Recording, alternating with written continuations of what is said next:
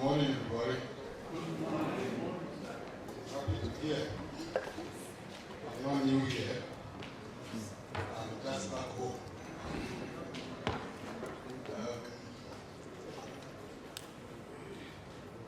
I would have loved to speak in a language that is so dear to me, which is my every language. And I'm happy with it because there were certain facts that were not known to me, just as we also didn't know how far they can go.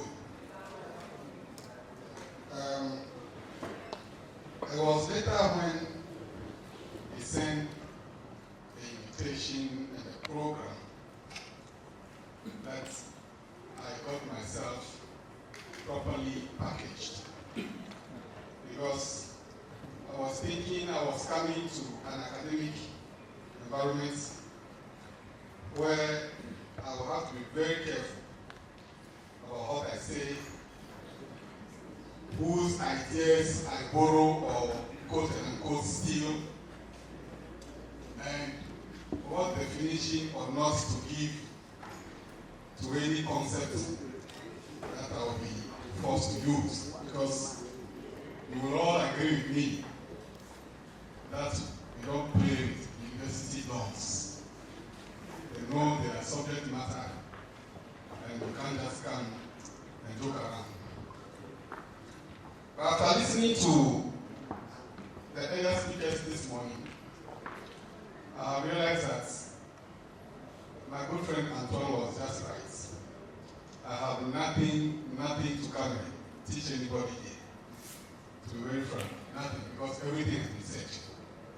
All that is needed from us, or from me, as a member of the Ghana Association of Translators and Interpreters, is just give a feel of what truly happens on the ground, how we go about it, and what you are supposed to even know before you get into this business.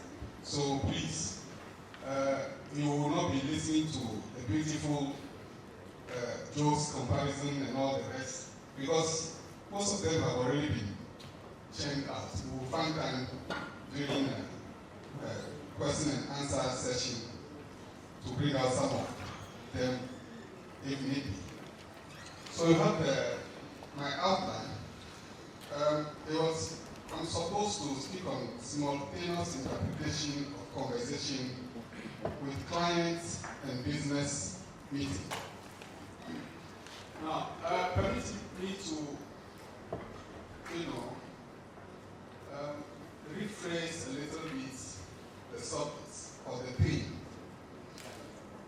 because it says interpretation in a business meeting.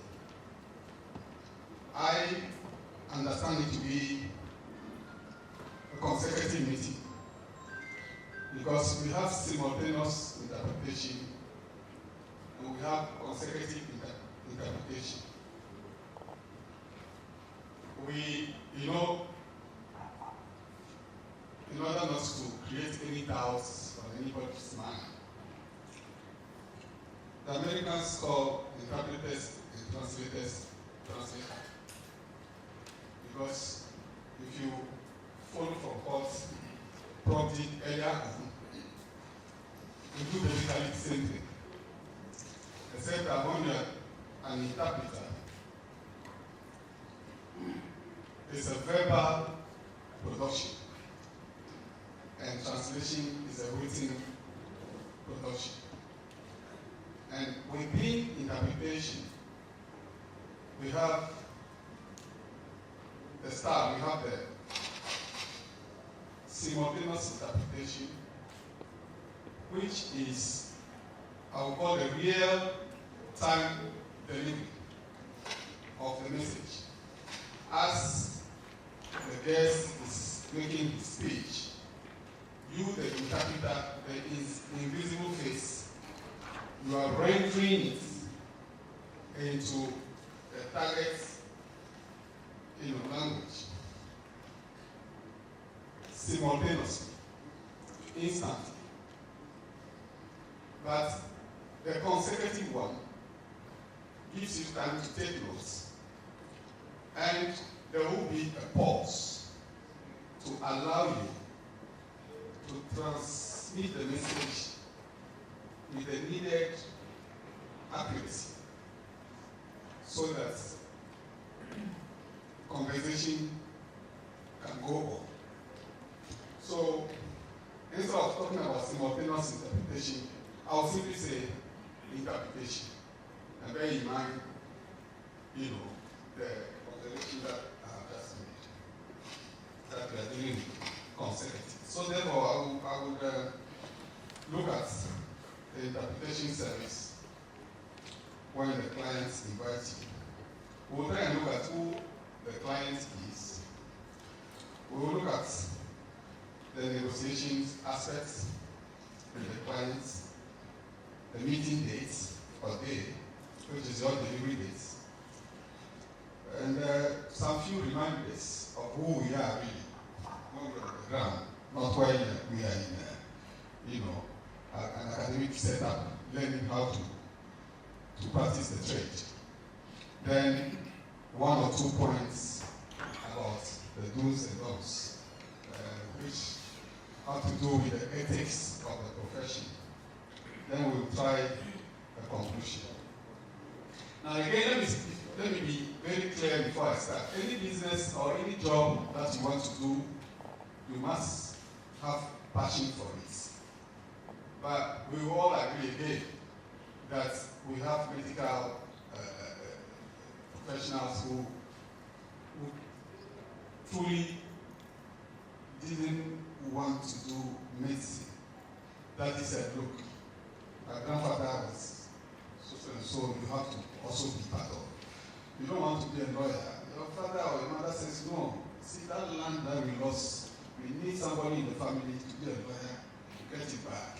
So it is not your desire to be a lawyer, but you have to go to the law school. So it is for interpretation. If you think because there are people out there, and in a language domain, that is one very lucrative field, well, think twice. Think twice, because you heard the stories when the Italian think that you are a traitor.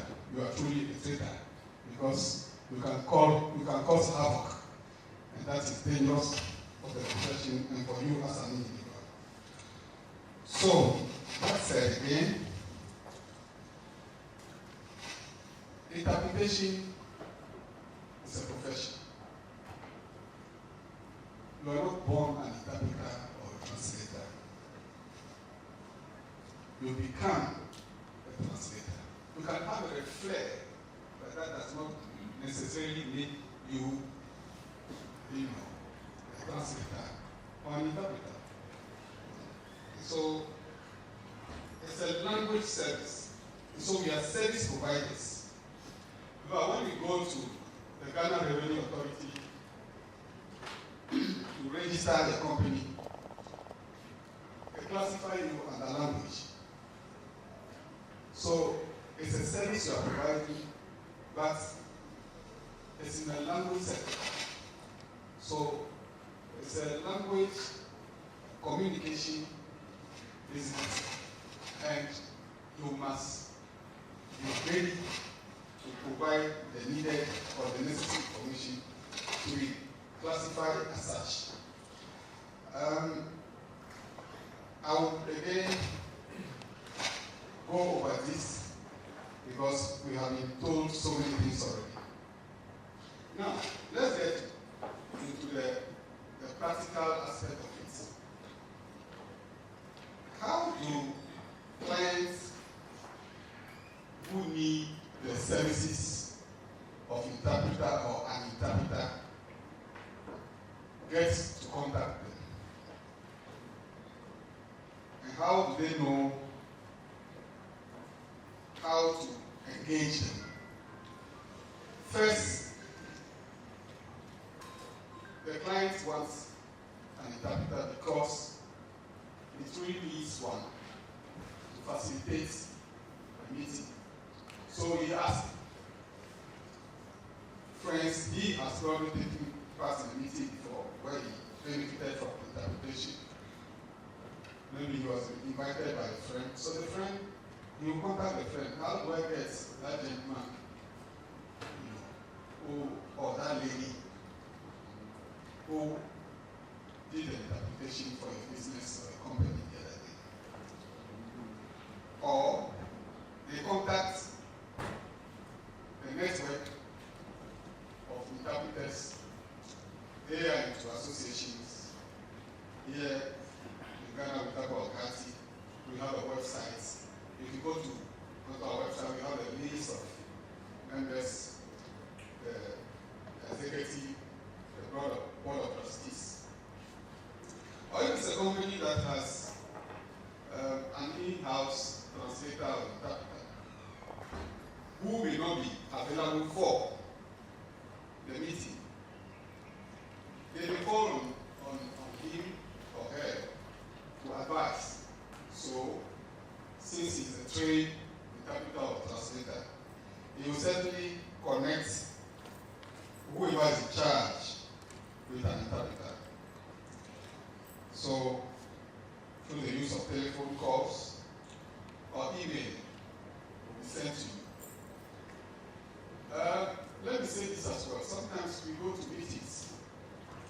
A lot of people attend the meeting, and one of them probably knows that a month later he will also be organizing a meeting. So they are busy looking for the interpreters. At the break, they come to you. Oh, we heard you are the interpreter so. Oh, you are doing a good job. How do I?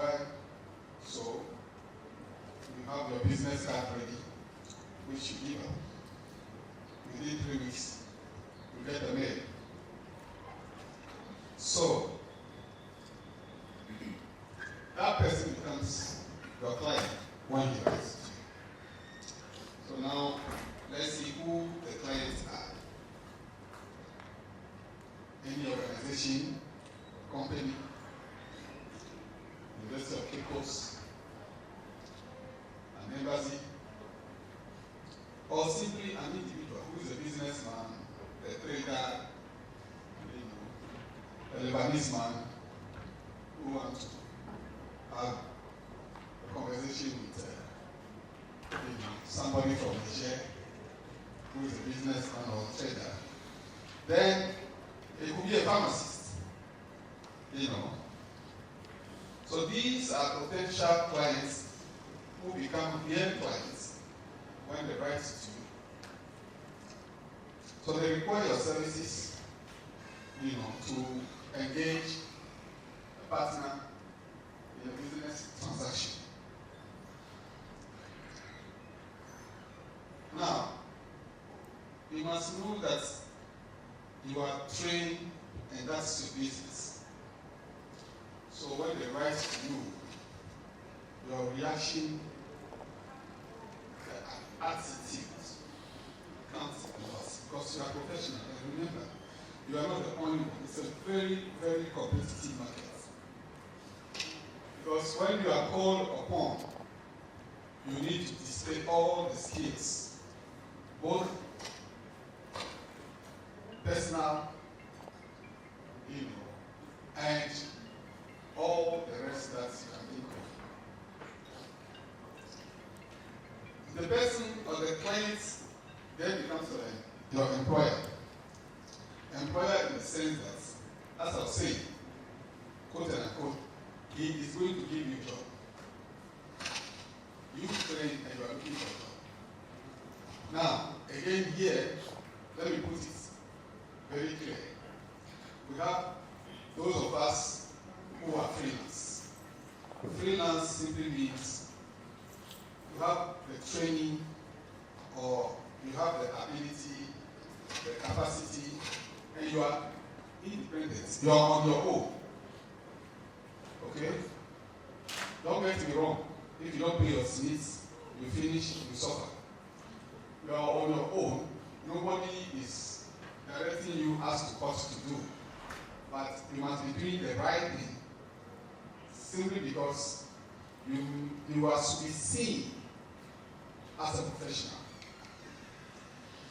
And so you contact the gentleman, or the institution, or the embassy, for discussion. Now, this is where it all starts. Your credibility will be tested at this meeting. You get to that meeting, but before you get to the meeting, you need to know, or have enough information about the company, or the one who is inviting you, or what he told you he was going to do. Now, let me tell you how I proceed when I receive an email. If I'm not called by telephone, I receive an email. We need an interpreter for a meeting. It's as bad as that. Objectives are not clearly stated, so you have to guide them as to what they want. So when I receive an email, or when we receive an email, we want to know what is the meeting about. Because sometimes you can receive messages from the US. I work with partners in the US who write.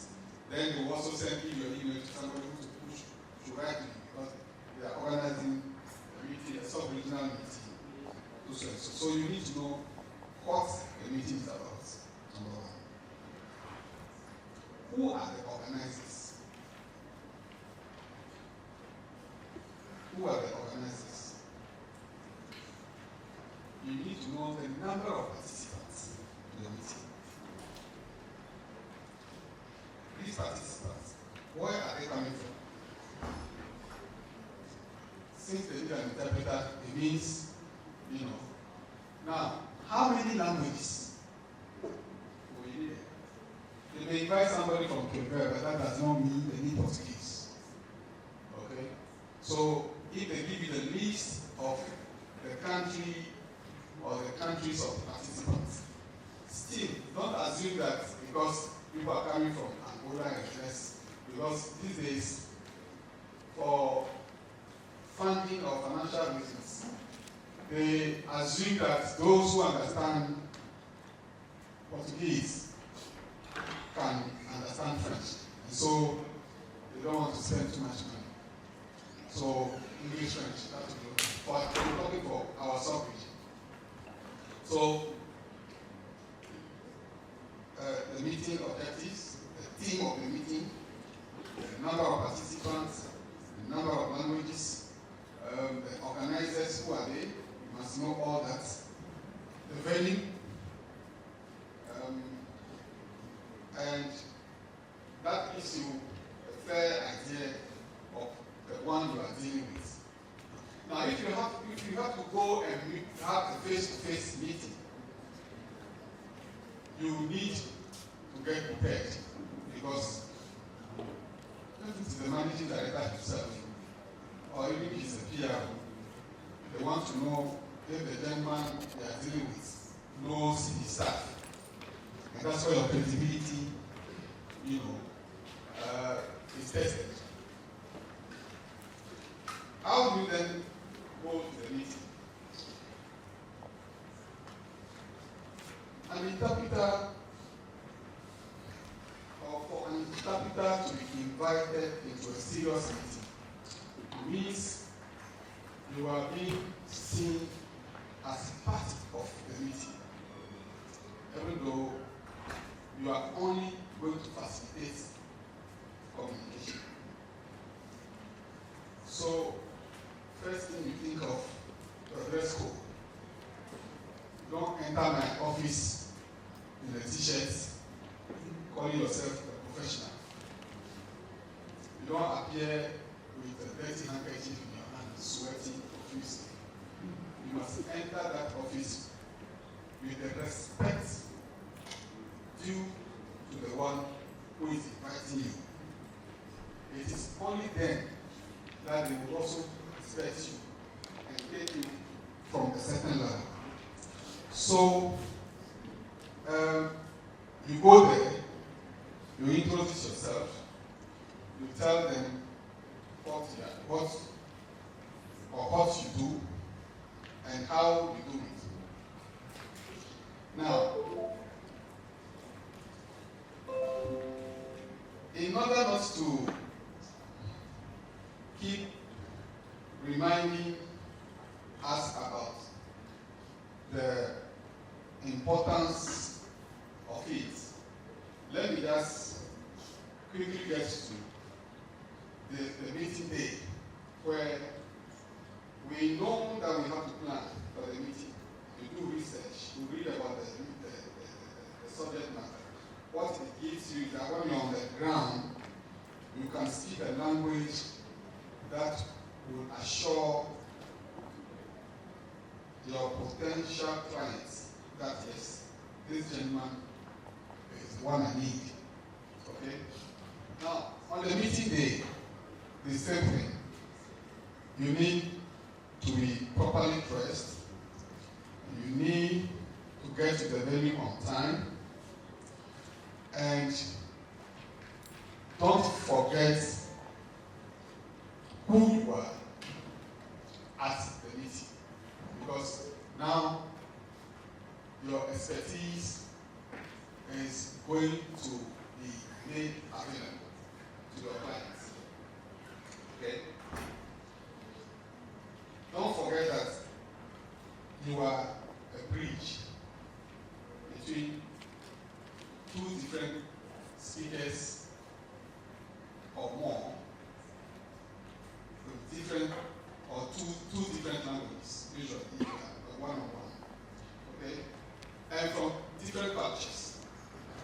All this background work that you have done will now come to the fore, to the fore, to help you. So we must be very concise in your transmission, in your interpretation. You must be a good listener. And when I came here, I saw this and I was so happy because I was going to use it. You need to have a notebook like this. Because you need to be taking notes and flipping one page after the other. You don't write behind, because then you are confused where you wrote. You get me? So you continue listening, and they will give you a chance to render to the one who is opposed, or vice versa, because you are using two languages. I said I don't have much to say because everything has been said. The importance of knowing your language or languages and knowing them very well has been established. And so I will not dwell too much on that. Your language then becomes a precious tool, and if you don't possess it, then you are putting yourself into trouble.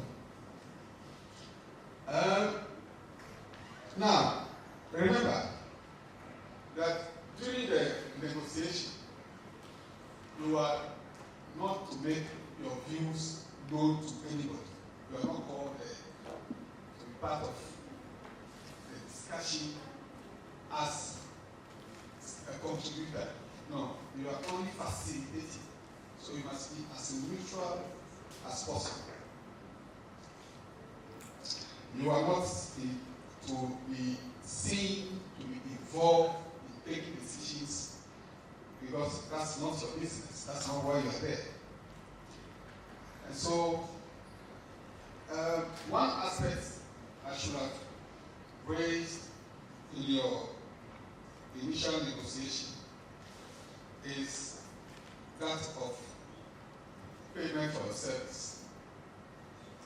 Don't forget at the negotiation to indicate what your services require. And at this point, you need to be factual. There are rates.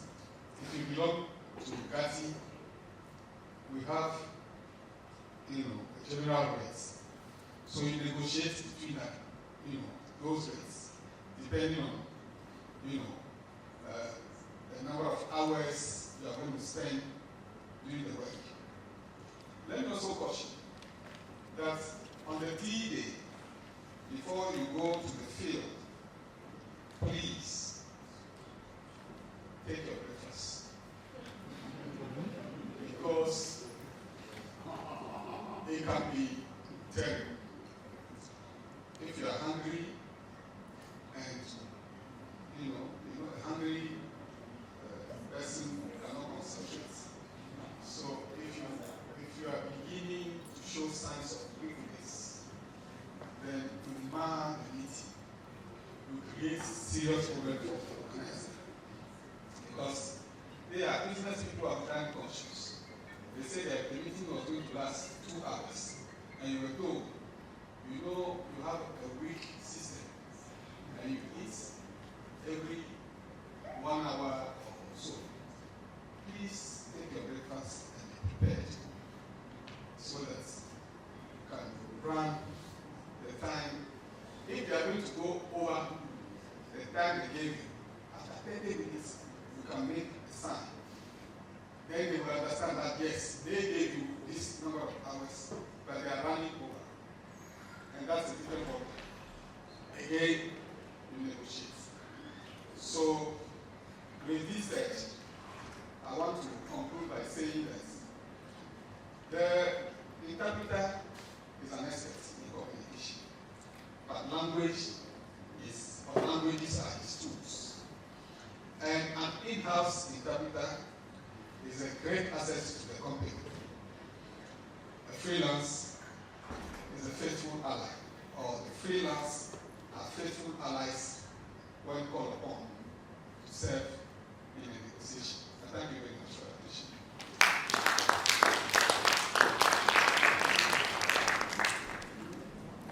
I was hoping for some enlightenment over what it takes to train someone to interpret. Can you talk a little bit about the training program, if you have it? If you don't have it, it's okay. Another thing, listening to you, you said you have to be a good listener. Now, how about memory? Especially where you are doing consecutive interpretation. You have to be able to memorize what the speaker is saying to be able to interpret it. And then training people for, you put the two together, because I think that memory plays an important role in both of them, but especially in the area of consecutive interpretation. Once I sat with our head of department in a church service where the preacher was speaking English, and there was a member of the congregation who appeared to be an accredited interpreter who was translating. And I thought, even though I don't speak Arabic, I like the sound of the language and I followed. Now, when it was all over and we walked away, then I asked Prof. Kota the quality of interpretation that we're subjected to. And then he told me that, well, actually, the lady often replaced whatever she thought with what was being said. In other words, it wasn't accurate. But I imagine people like Prof. Kota, who spoke the two languages, weren't going to get up and say, lady, you are wrong. Now, another thing is also that I have been involved in seminars in which I'm speaking French, and there is a simultaneous interpreter, and then the room is such that I can hear also what is being said. And a few occasions I could could see that the wrong word, well, I was being misinterpreted.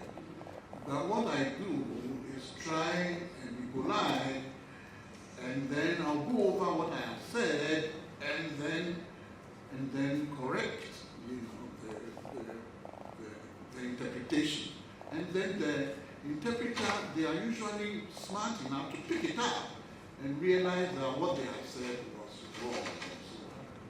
The final thing is another comment, is that I've also been in conferences where they are accredited famous interpreters, and I could see that sometimes they also skip over some of the things that are being said by the speaker. So these are my observations, if you have any reactions. Mine is about the position of the interpreter. Is it always advisable for the interpreter to work solo so that he swings from one language into the other, all alone by himself? Or it's advisable to be in pairs so that each of them would stick to one particular line of language? So if it's English, then one of them interprets in English. If it is turned into another language, then the partner takes over. Where the interpreter decides to be alone, is it not going to be too asking for the individual to do that? Told that the interpreting is so intensive that you don't leave a person to keep interpreting for more than 15 minutes, and so there has to always be a team. Institutions that we have. The Ghana Institute of Languages, for instance, has the School of Translators, which is not a school of interpretation or interpreters. But most of the senior interpreters we have in this country, were able to hold their own after attending the school. Look, I can give my personal example. I started as a broadcaster, but I was a language lover right from infancy. In my local language, the foreign languages, French and English. French is my first foreign language, so I call it my language maternelle. So, with that passion, when I started with the Ghana Broadcasting Corporation, and I was at the Department of the External Service then, that's the Voice of Ghana, where we broadcast in French, but the external, and English, French, English, Swahili, and Co. The languages started dropping one by one, and we had one French and English. It was there then that, then we were doing translation, because the news bulletin come from the newsroom, and you have to translate them accurately to go and broadcast. So, and then we have our own local news in addition, apart from the foreign news. So the ability to translate and go and broadcast, then go and organize other programs to come and present local content programs. Now, so with that flair, interpretation came to me naturally. But I said, no, I will go to the School of Translators to at least have an idea of the rudiments. So, yes, as I'm saying, there are some people who did not have the chance to attend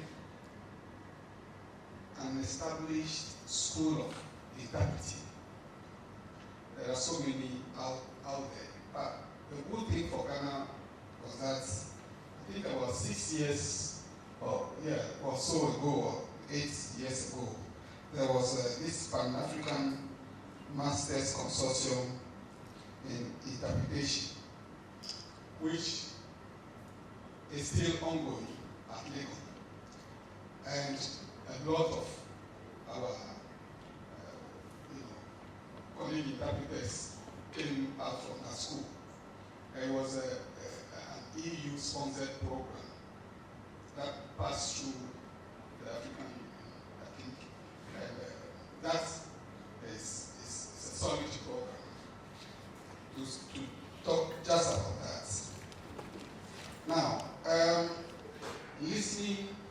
Memory, yes. I would probably just assume that when we say listening, you should be able to render. And in order to render, you must have a good memory. That is critical. If you don't have a memory, if you cannot retain and pick out the important parts, then you are not going to perform. And we've seen, sometimes we go to meeting, you are in a booth with a colleague, and you'll be surprised. It happens to all of us. The French will call it tout de mémoire. One single word, you don't know what's happened. That can kill you. And it can kill your day. Maybe you want to remember mush. And for whatever reason, you are just off. And you can have a bad day just by going through such an experience. But it's not an excuse. That is why we work with pairs. And it is dangerous if you are working with a colleague who cannot follow what is being said. Because then, when you turn to him, he cannot help you. You're on your own.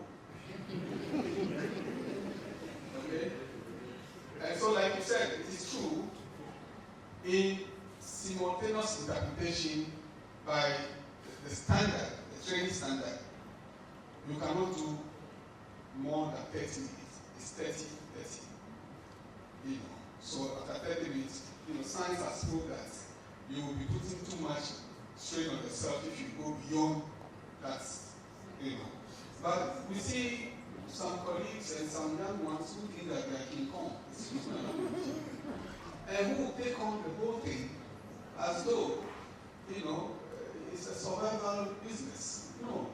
Within 5-10 years, you are going to exit the market. Because you go to meeting and you are just like this. You see colleagues falling in the woods and going, dying. That's happened. It has happened and it's still happening. And so, but when it comes to concept, you are resting. While someone is talking, you are resting. Just taking notes. So your technique of notes taking, you must be on point. We are taught, but you have to develop your own unique way of notes taking, so that when you are on the ground, you know what this means, what that means, and what letter means for you. And in order to produce an accurate speech, you must have the knowledge of the language. If you don't have it, you'll be stuck most of the time. So it is not too much for one person to run a consecutive meeting if he is well prepared. Because having two, this is how I look at it. Having two, you might, again, you need to be very, very close and listening to each other. I am using a concept, following, understanding the whole thing very well, and breaking, or my colleague saying my colleague is breaking very well. Then I can be, what I'm saying, that's not, then you're confusing. But if you're the only one doing that, then you're on track. Okay? You're on track. But again, it is possible, it's doable. We have done it before, especially when we go to the field. When we take, participants to the field, for instance, we go to, let's say, Tsunami, working with the cashew producers, we don't do it, it's the whole thing that goes there. So we go with the video, you do parts, and then I come in, my colleague takes over. Because it's time, you are working, and then they are in big farm, and processing factory, and all that. So that is allowed. You can go with pairs and to, lessen the burden on you.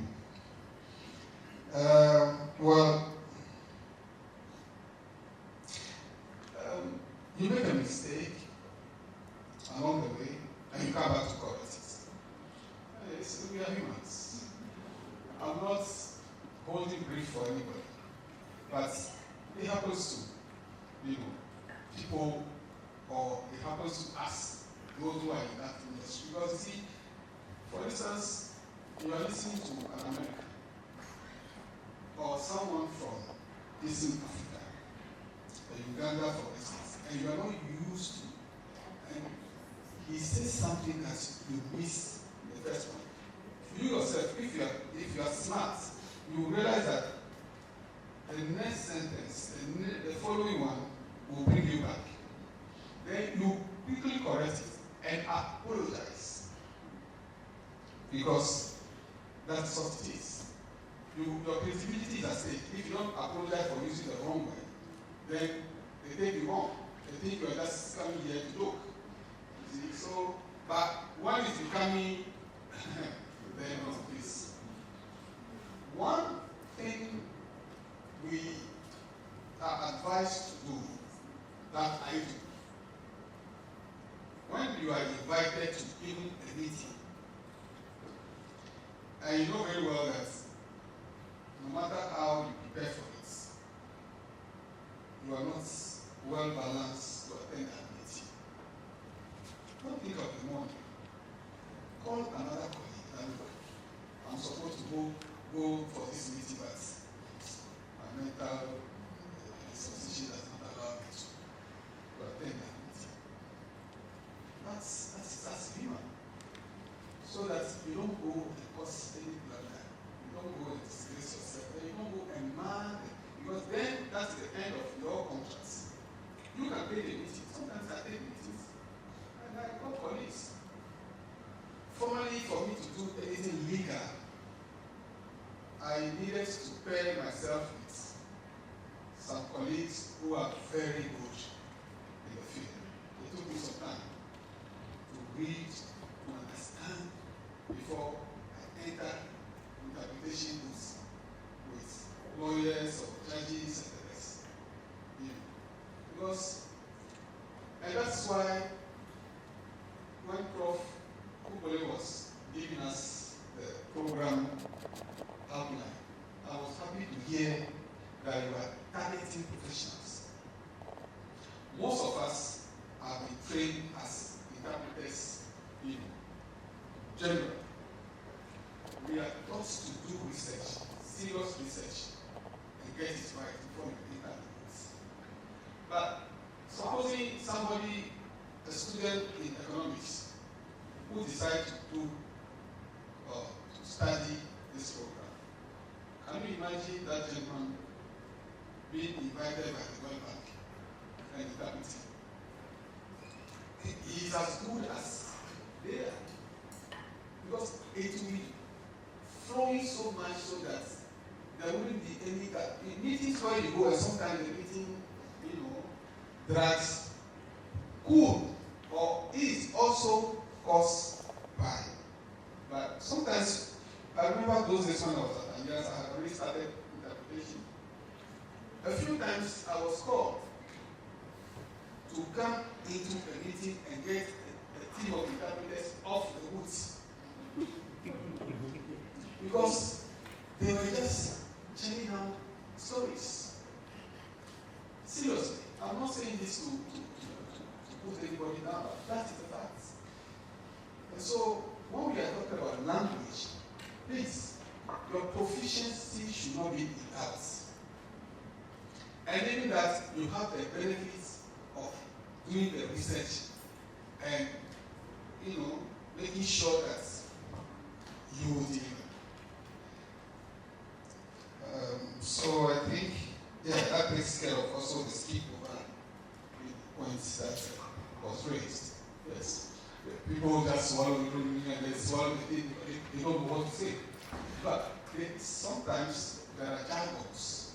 Again, you need to work on it. There are proverbs that are said, if you don't know it, please ask your colleagues. Next time, you will steal. So, and again, it's a teamwork. It's a teamwork. Sometimes there are people who go and somebody will team up with you, knowing that you also know, he also relying on you, you also relying on him. Now, who is relying on who? So, do your homework, Prof. Please. Yes, let me get to that. Right. Thank you very much, Brother Kumedzro, for the presentation. I've just very two brief issues. One, I heard you talk about ethics, that you must be ethical. Yes. Am I right? Yes. And I was wondering, how do I become ethical? Do you have, as an association, do you have any constitutional ethics or book of ethics? And who monitors the ethical behavior? Is it, do you have a team, a monitoring team? Because what I'm doing in the booth or at a conference or at a meeting, I'm there with my team. Who is monitoring what we are doing there? That is what I was, because I didn't hear you mention how you become ethical in your operations. And then two, this is just by way of a comment. I heard you mention the linguistic competence. That's quite good. A good mastery of the language. But you know, every language is culture, yes, specific, culturally marked. So you cannot also de-emphasize the cultural aspect. And I think Mr. Abidankwa talked about some of he gave us some examples of misinterpretation or mistranslation. You know, culture weighs a lot on every language, and so you need to have some element of the cultural issues in the language, especially, I must say the others don't. A lot of African languages they are full of imageries or images. They are full of idiomatic expressions. They are really, really metaphorically marked. So how do you interpret some of these expressions if you don't have an iota of the cultural background of these languages? I think this was just some light on these issues. Thank you very much. Thank you, Prof. Let me quickly start with your last point on the culture. Remember I said a while ago that you know, in the trade, in the business, you have what we call language A and B. Your A is your first language. Then you have B, you have C. Some people go to D. Now, it is advisable, especially when you are working in the booth, to stick to your language A, even if you think your B is strong. Unless your colleague in your language B, which is A, are missing out and having difficulties, meaning they are not getting the speaker level. Because the speaker is speaking in his B, and he has to render in his A. There are times I go to meetings with some colleagues, and when Algerians or Mauritanians are speaking French, for instance, it gets to a time they don't know what the man is saying. So especially when we are too working. So I make sure when we go to the list of participants, in that meeting, I stick to what my colleague is saying. So then I'm writing like a man like this. I'm giving him all the meaning, all the this. It's the same with me. Now, I was asking Professor Edo a while ago, when we were on break, how would he render software in Ebe? And we did it. Then we agreed that we said not to go around this. In fact, before coming here, I even had a discussion with one of our senior trainers. She's on time, and we discussed all this. And I said, well, I'm happy, especially when the last meeting we had with the president and Antoine. We saw, look, it is a field job. stay peoples. And I pray that you get the resources, both human and financial, to prosecute this agenda, because you are entering in a field that is going to open up or open the markets of the profession to greater things. So that, if the cultural element that you're talking about, you do not possess the language, the nitty-gritty of the language. One prof was giving this beautiful, says. My wife is a Khan, so when he mentioned the Khan one, I quickly wrote it down. So I know when I get to Accra, it has to be the top of that. So you need to just accept that. This I know. And so I will invite all of us here, because the glossary makes an interpreter. If you don't know how it is said in cause circumstance, then you are missing out. You are missing out, and you are becoming a block, an obstacle, the flow of meeting. People leave meetings not satisfied. When they look at the interpreter, when you agree that they don't even look at you twice. And that's embarrassing enough. So please, it is not an easy job. Let's admit it. So nobody should think that we can just put on beautiful jackets and then you see, on permet de manger dans la cour des grands. An interpreter goes even in the cabinet meeting. Can you imagine that? So how or why do you go there and turn yourself into a joker? It's a missed opportunity. So, constant reading, constant listening. See, when you woke up and you don't listen to news, you're not an interpreter.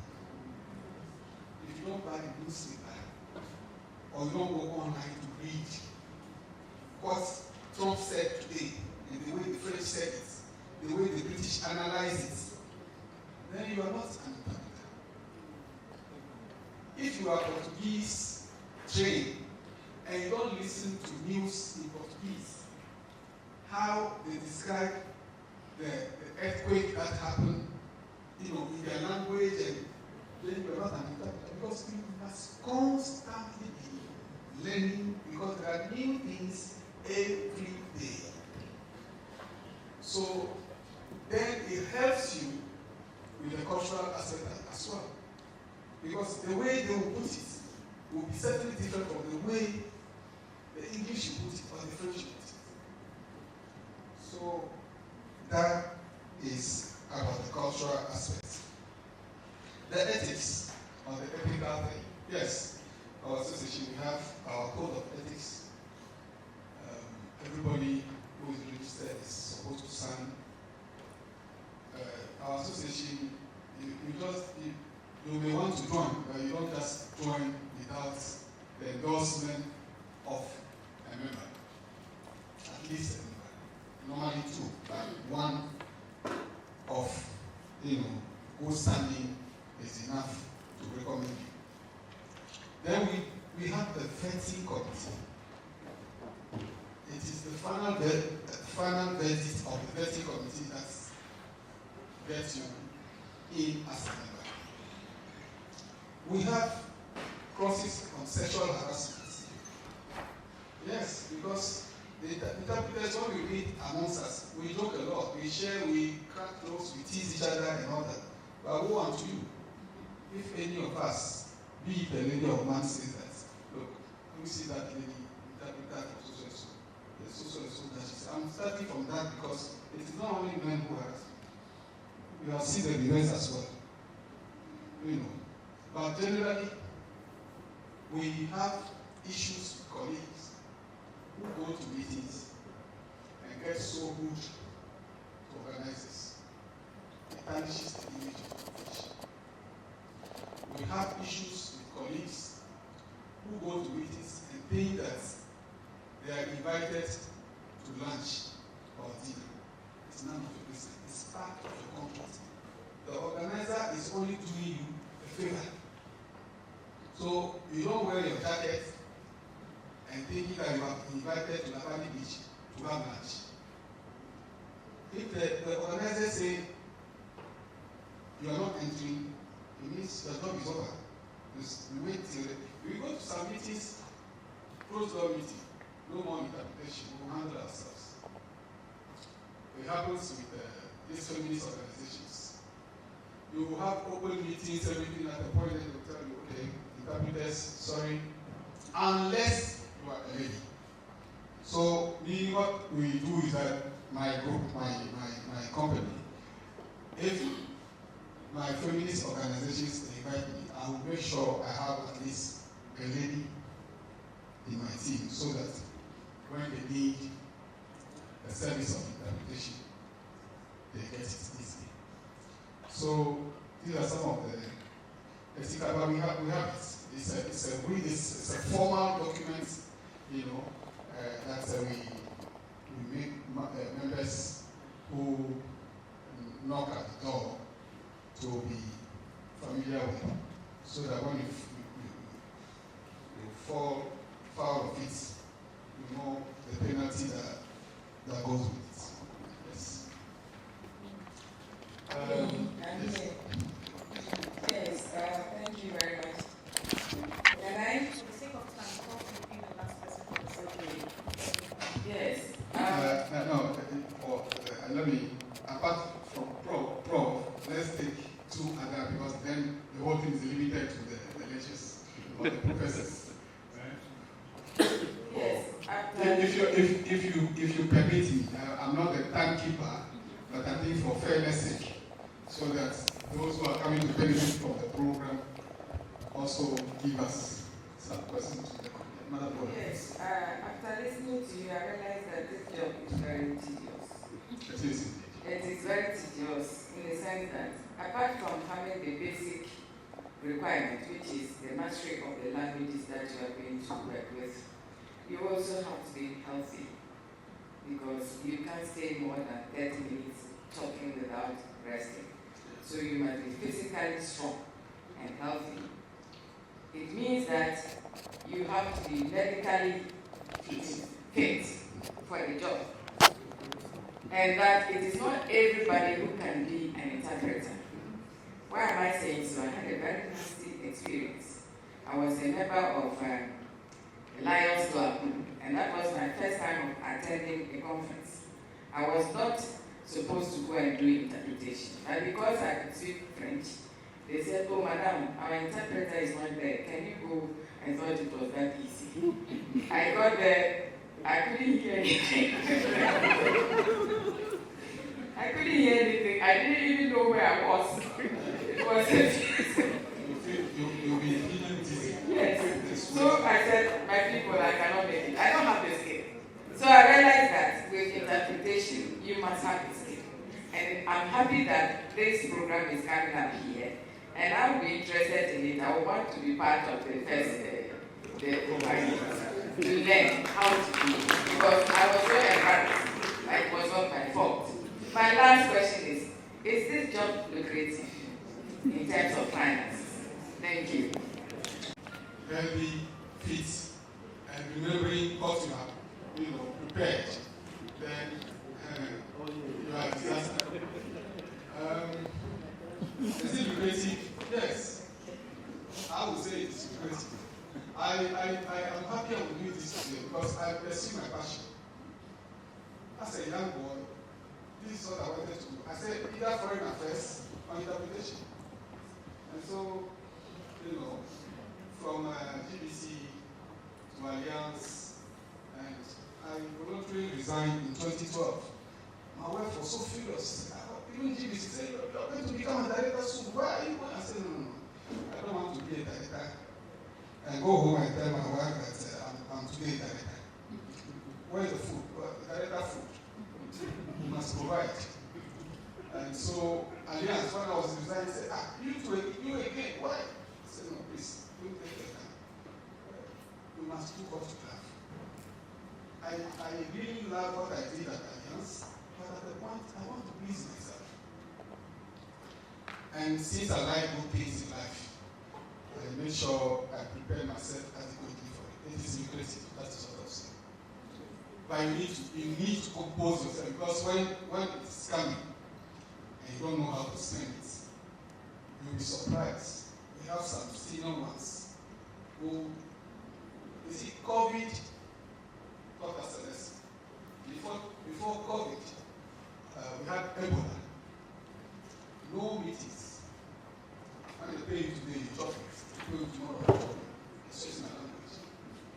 You know, it can be scary. It can be scary.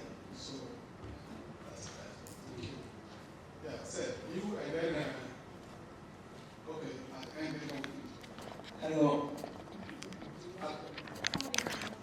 Oh. Sorry, I have a question. Okay. So my name is Elvis. I am a trainee translator at Catherine Consulting. You are what? I am a trainee translator. Trainee, okay, thank you. So my question is, how do you actually listen as you are translating, so that you are not focused on the message that you are receiving and need to be conveyed, and you are not as well focused on how you are going to convey it, so you are not in your mind looking at what's the word for this, what's the word for that, and how do you listen while you speak effectively so that you provide quality work. And do you have a book to advise as regards this? Well, it's just a technique, and you have to be trained. And so the training will provide that. Understand? Because you have to have authentic memory at the same time as delivery. You get it. And above all, your knowledge of the language must be flawless, so to speak. You know. Who appealed the name? No. Okay. Yeah, English also I ask my question in French. Déjà, nous donne une version conférencier et vous posez deux questions. La première, c'est lorsque vous avez parlé de déterminer le nombre de langues qui seraient utilisées pendant la conférence. Alors, est-ce que la connaissance de cette information peut influencer le coût de l'interprétation? Si oui, alors comment est-ce qu'on facture quand on passe de 2 langues à 3 langues? Ça, c'est la première question. Et la seconde, donc, c'est lorsque vous dites que pendant la négociation, pendant l'interprétation, nous ne devons pas laisser transparaître nos émotions, notre point de vue. Donc, je voudrais juste savoir, est-ce que lorsque vous interprétez et que l'orateur, ou pendant la négociation, l'un des intervenants, dit quelque chose qui fait rire, est-ce que c'est bon de rire en tant qu'interprète? Merci. Number the land. You can answer in English. Okay, sorry. Yeah, his question was to know the number of eyes. Stated that you, in your initial contact with the organizer, you asked a number of questions to enable you plan and organize your side of the meeting as a captain. Now then he asked, or he touched on one of the issues I raised, which is to ask about the number of working languages during the meeting. I wanted to know if that would affect the overall contract sum. Yes. Yes, because if I am French, English, and if I have my colleague, and my French is my A, and I need a colleague whose English is A, so that we can work as I go. But if the meeting requires that Portuguese speaking participants are also catered for, then we need Portuguese interpreters. So the cost goes higher. Okay? One interpreter per day, per ECOWAS rate, which we use, is $350 a day for a large team of 4. Okay? If it's a team of 2, that's a different ballgame. 560 a day. Not C. Okay? So, je peux avoir répondu à votre question. Alors, pour la deuxième question, he wanted to know how do we combine the languages.